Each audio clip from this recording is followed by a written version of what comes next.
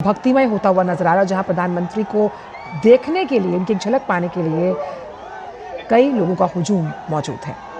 देखिए, बिल्कुल भक्ति में है और पिछले कई दिनों से भक्ति में है। पूरी उडुपी को आप एक तरीके से देखें कि सजाया जा रहा है और पूरा उडुपी इस समय भक्ति में है, क्योंकि 1 लाख से ज्यादा जो डिवोटीज हैं वो भागवत गीता का पाठ करेंगे। खुद प्रधानमंत्री भी उन तमाम डिवोटीज के साथ बैठेंगे और उनके साथ साथ जो पाठ है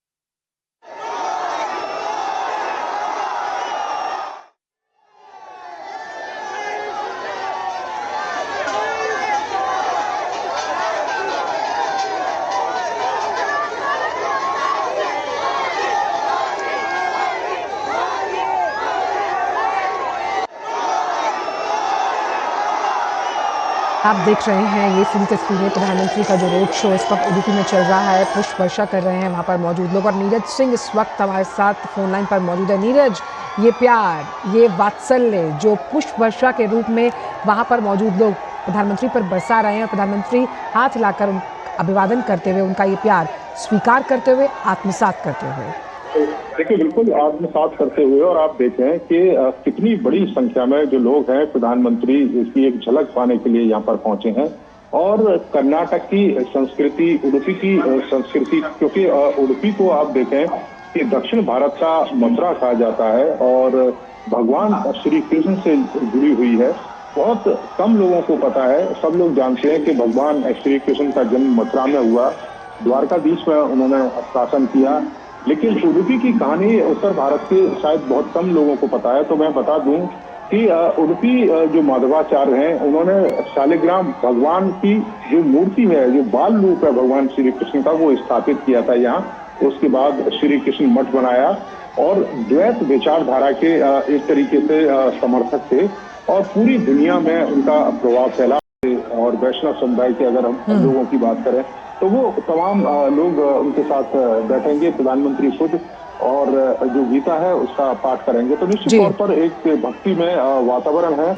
और ये जो बड़ी संख्या में जो लोग पहुंचे हैं, ये बताता है प्रधानमंत्री को लेकर के किस तरह की जो प्रधानमंत्री को लेकर उनकी सोच है, किस तरह से प्रधानमंत्री को वो देखते हैं, गरीब कल्याण के लिए जिस तरीके से कार्य करते हैं। धार्मिक रूप से प्रधानमंत्री को हमने देखा था कि अयोध्या में जब रामलला की मूर्ति स्थापित करी थी तो प्रधानमंत्री कई दिन तक उन्होंने व्रत रखा था और तमाम तीर्थ स्थलों का, रामेश्वरम से लेकर तमाम तीर्थ और इसीलिए बिल्कुल नीरज, इसीलिए हमने देखा कि किसी देश को जब हम आत्मनिर्भर बनाने की बात करते हैं उसमें आध्यात्म की महत्वता क्या है, किस तरह से पूरे देश का सर्वांगीण विकास हो सकता है, ये प्रधानमंत्री भली भांति समझते हैं। इसलिए मठों, महंतों, संतों का जो सम्मान है वो कितना सर्वोपरि है वो समझते हैं और यही प्रासंगिक है आज के इस युग में।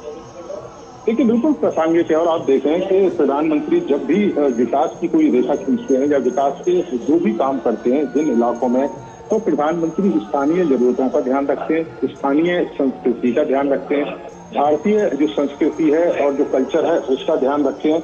और उसके बाद ही जो विकास है उसकी एक रूपरेखा बनाई जाती है। और आपने देखा भी है कि आप देखें कि किस तरीके से केदारनाथ में काम हुआ, किस तरह से काशी विश्वनाथ में काम हुआ। विकास के साथ साथ जो अध्यात्म है उसको भी जोड़ के रखा गया है, लोगों की भावनाएं हैं उनका भी जो ख्याल है वो रखा गया है।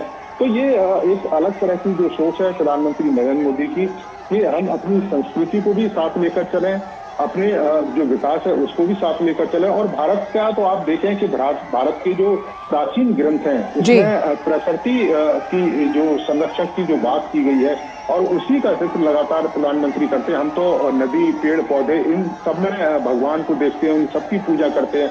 तो निश्चित तौर पर जब तक स्थानीय जरूरत, स्थानीय संस्कृति को साथ में लेकर अगर विकास किया जाएगा तो वो एक तरीके से सर्वांगीण विकास होता है, स्थायी विकास होता है और उसका जो फायदा है वो तमाम लोगों को मिलता है। और यही कारण है कि प्रधानमंत्री की सोच और दृष्टि भी यही रहती है कि स्थानीयों के साथ साथ जो आधुनिकता है उसका समावेश किया जाए। और यही कारण है कि आप देखें कि शहरों में जिस तरीके से विकास हो रहा है, जिस तरीके से विकास की रूपरेखा खींची जाती है, तो उसमें आप स्थानीय संस्कृति को भी देख सकते हैं और विकास के मॉडल को भी देख सकते हैं। बिल्कुल, और सोच अगर नहीं है लेकिन नीतियां सही हैं, यही इस बात को साफ तौर पर दृष्टव्य करता है। और खास तौर पर जैसे कि आज सामूहिक गीता का पाठ किया जाएगा, किस तरह का दार्शनिक संकेत है ये पूरे विश्व के लिए। नीरज, चूंकि हम मानते हैं कि गीता के जो श्लोक हैं आपके जीवन दर्शन को बदलने के लिहाज से आज भी बेहद महत्वपूर्ण है। देखिए, बिल्कुल आज भी प्रासंगिक हैं। और आप देखें कि गीता में जो कर्म का संदेश दिया गया है कि व्यक्ति को कर्म करना चाहिए और फल की जो इच्छा है वो नहीं रखनी चाहिए, कर्म निस्वार्थ भाव से किया जाना चाहिए।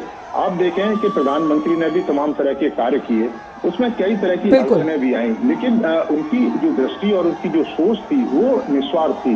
और एक लक्ष्य था कि जो विकास किया जा रहा है या जो कार्य किए जा रहे हैं, योजनाएं बनाई जा रही हैं, उसका जो लक्ष्य है वो अंतिम रूप से जो व्यक्ति बैठा है उस तक उस विकास को पहुंचाना है। यही कारण है कि तमाम कठिन निर्णय प्रधानमंत्री ने लिए, लेकिन बाद में जब देश के लोगों को पता लगा कि ये वास्तव में ये निर्णय जरूरी थे, तो देश के तमाम लोगों ने उनका साथ दिया। और ये साथ किस तरीके से दिया, आप देखें कि हरियाणा के इलेक्शन देखें, महाराष्ट्र के इलेक्शन देखें, देश के अलग अलग हिस्सों में जिस तरीके से इलेक्शन होते हैं, और जनता, अभी बिहार में इलेक्शन हुआ तो जनता भारी संख्या में उनको वोट, और यही विश्वास बहाली हम यहाँ जनता के रूप में देख पा रहे हैं नीरज। उनके चेहरों पर वो खुशी, वो भाव, वो भावनाएं जो प्रधानमंत्री को देखकर वो व्यक्त कर रहे हैं। और ऐसे में अगर हम आज के इस दिन की बात करें तो जो श्री कृष्ण मठ है उसकी प्रमुख विशेषता आपसे समझना चाहेंगे, और साथ ही साथ इस मंदिर को अगर समझे जहां बाल रूप में भगवान श्री कृष्ण मौजूद हैं और एक छोटी सी खिड़की जिसे कनकना किंदी कहा जाता है, उसके जरिए भगवान के दर्शन किए जाते हैं। बिल्कुल काफी महत्वपूर्ण है। और जैसा कि मैं जिक्र भी कर रहा था कि मथुरा और द्वारका सब जानते हैं, एक प्राचीन कहावत है कि एक जहाज यहाँ के पास से गुजर रहा था, माधवाचार्य ने वो लहर में फंस गया था और माधवाचार्य ने अपने तप से उस जहाज को सुरक्षित करा। उसके बाद जो कैप्टन था उन्होंने माधवाचार्य से कहा कि इस जहाज से कोई एक वस्तु ले सकते हैं, तो उन्होंने एक पत्थर लिया और पत्थर को लेकर जब माधवाचार्य चल रहे थे तो वो पत्थर से भगवान शालिग्राम बाल रूप में निकले। उसके बाद आप देखें कि जो माधव सरोवर है वहां पर उन्होंने उसका स्नान किया और उसके बाद उस पीठ की स्थापना। ನಿಖರ ಸುದ್ದಿ, ಸದಭಿರುಚಿಯ ಕಾರ್ಯಕ್ರಮ.